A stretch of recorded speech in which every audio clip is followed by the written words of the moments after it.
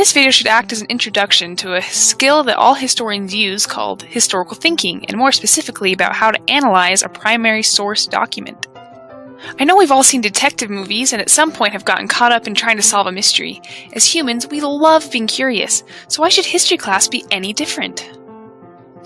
In science class, you do labs. Aw, don't they look happy? In theater class, you get to put on plays, but actually, I don't think High School Musical really counts as real drama. But in history class, this is what you have to look forward to?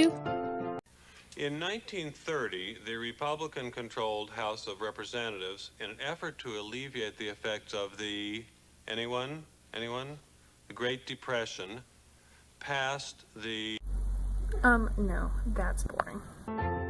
Today I'm going to show you how to be a real historical detective by showing you how to analyze a primary source document. The man you see here was named Joe Hillstrom, but everyone called him Joe Hill. He was convicted of murder in 1915 and sentenced to death. Lots of people were upset because not all of the evidence says he did it. Even today there's a lot of debate. Someone in Salt Lake even made an opera about him. We're going to use two documents to find out why people thought he was innocent and guilty. Here are the facts of the case. In January 1914, John G. Morrison and his son, Arling, who were working at their grocery store, were shot and killed by two men wearing red bandanas. However, the Morrisons shot the killer once before they died. While we never found out who the second robber was, Joe Hill was arrested when he showed up at a nearby hospital with a gunshot wound and a red bandana. Joe said he got shot in a fight over a woman, but refused to say who shot him or who the woman was. Now, to be a detective in this case, you have to be patient.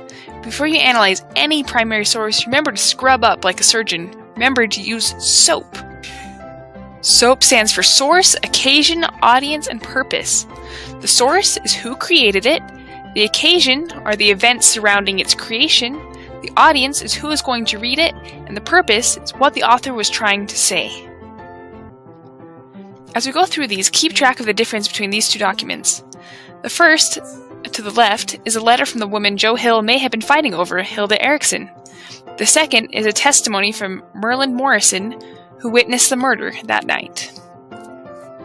The first thing you want to do is look at the source. So if we look at the top right-hand corner of the letter, we see that it was written more than 30 years later. That should make us more cautious about trusting it. The second source is a newspaper article written about a week after the fact. However, it might not be very reliable, because Merlin isn't sure about what he saw. So this is what you need to know about the Hilda Erickson letter. So first of all, it was about 30 years later. We also know that she's a friend of Joe Hill, so her point of view is going to be different. And we also know that the time that has passed might have influenced Hilda's perspective. As for the Merlin Morrison article, you have to remember that it is from a newspaper who might want to make the truth a bit more dramatic so they can sell more papers. So it might be dramatized. Also, you have to remember that Merlin is a family member of both of the murdered men, so he could be feeling pretty vengeful. Next, we need to look at the occasion, or the events surrounding the creation of these documents. First, we see that Hilda is writing her letter in response to an author writing a novel. Second, let's look at when the article was written. It says that Merlin couldn't have identified Joe Hill until after visiting the county jail. Here's what we need to know about the Hilda Erickson letter. Someone is writing a novel about Joe Hill, and Hilda might be trying to make her story a bit more interesting.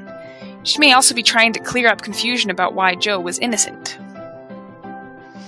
As for Merlin, he claims to have not seen the murderer, but somehow recognized Joe Hill in the jail. That means his emotions could be clouding his judgment. Knowing when and why a source was created helps us understand what may have been going through the creator's mind at the time. We can understand better how much we can trust the source. Now that we've looked at the source and the occasion, let's look at the audience. The letter is addressed to a Mr. Hahn, who is a novelist. Clearly, the letter was meant for just one person. It's even a kind of personal letter.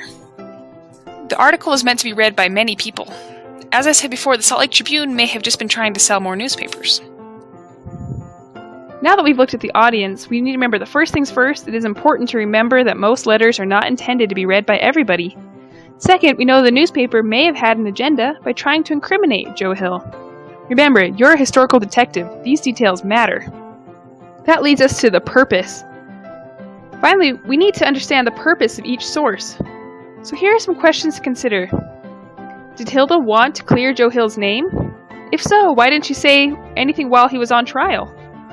Second, why did Marlon go to the jail at that time? What did he have to prove? I'm sure the rest of you can come up with much better questions than me, but as you go through the document, you'll probably have to read and reread it several times as you go throughout these steps. Your opinion about the source, occasion, audience, and purpose will probably change several times, because that's good detective work. Go through all steps both before and after you read the document.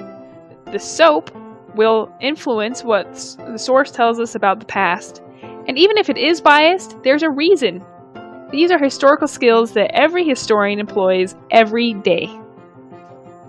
Now that you're an expert in analyzing the primary source documents, I'm going to leave some links beneath the video for you to look at so you can actually read the letter and actually read the article. And keep in mind everything that we've talked about so far, and if you have any more insights, I would love to hear about them.